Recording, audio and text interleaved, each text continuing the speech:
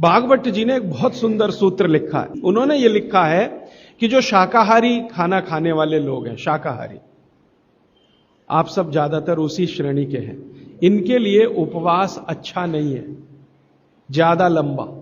लेकिन जो मांसाहारी खाना खाते हैं उनको लंबे उपवास करने ही चाहिए।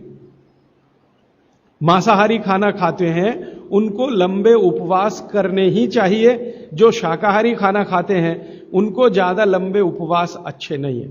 अब ये उन्होंने लिख दिया, मैंने इसको फिर ऑब्जर्व करना शुरू किया। प्रकृति में दो तरह के जानवर हैं, आप जानते हैं। कुछ हैं जो मांस ही खाएंगे, हिंसा करके ही अपना पेट भरेंगे, और कुछ हैं जो शाकाहारी हैं। गाय जैसे है, बकरी जैसे है, भैंस है, बैल है, चिड़िया है, ये सब शाकाहारी जीवों में गिनती होती है। लेकिन शेर है, चीता है, लगड़भग्गा है, लोमड़ी है, कुत्ता है, ये ऐसे जीव हैं जो मांस भी खाते हैं, और कुछ तो मांस ही खाते हैं। जैसे सांप है,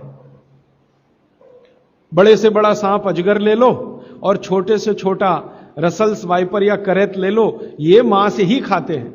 मेढक को खाएंगे, छिपकली को खाएंगे, केंचुओं को खाएंगे, कुछ ना कुछ ऐसे जीवों को खाएंगे। लेकिन ये बड़े पक्के हैं नियम के। बाघभट्ट का सारा कुछ इन्होंने ही सीखा है। हां, अजगर को मैंने बहुत ऑब्जर्व किया। वो एक बार खा लिया, वो कुछ भी खा लेगा। एक बड़ी से बड़ी बकरी को खा जाता है। हां, इतना खा लेता अजगर, बकरे को खा लेगा।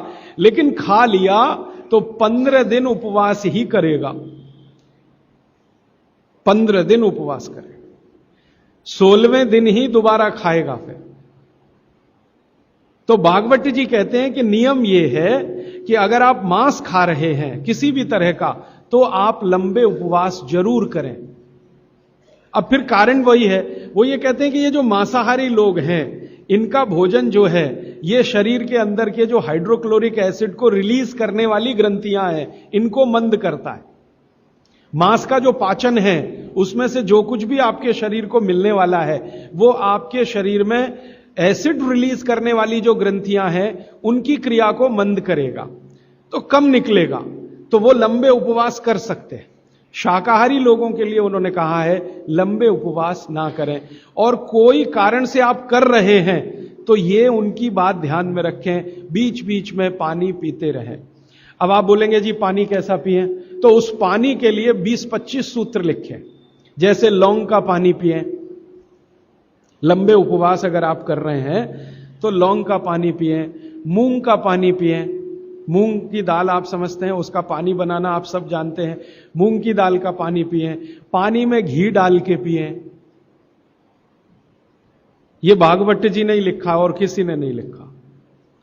दूध में घी डाल के पिएं, ये तो चरक ने भी कहा है, सुश्रुत ने भी कहा है, पाराशर ने कहा है, निघंटू ने कहा है, 20 लोगों ने। पानी में घी डाल के पिएं, ये भागवत जी का ही है। वो कहते हैं लंबे उपवास कर रहे हैं तो पानी में घी डाल के, घी माने गाय का घी, भैंस के घी का कहीं भी उन्होंने जिक्र नहीं किया। एक ही जगह किया है, जो पहलवान है, कुश्ती लड़ रहे हैं, वो भैंस का घी खाएं, बाकी लोगों के लिए भैंस का घी नहीं है, गाय का घी।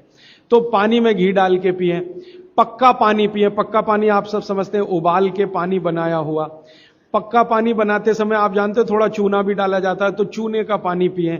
ऐसे कर करके 23-24 सूत्र उन्होंने लिखे हैं। वो लंबे उपवास करने वालों के लिए हैं। माने आप में से जैन धर्म का पालन करने वाले लोग लंबे लंबे उपवास करते हैं तो उनके लिए है। लेकिन एक जगह भागवत जी कह रहे हैं कि उपवास करने का सबसे अच्छा तरीका एक है, अगर करना ही है तो आप लोग करते हैं, बियासना करते हैं, एक दिन खाना एक दिन उपवास। वो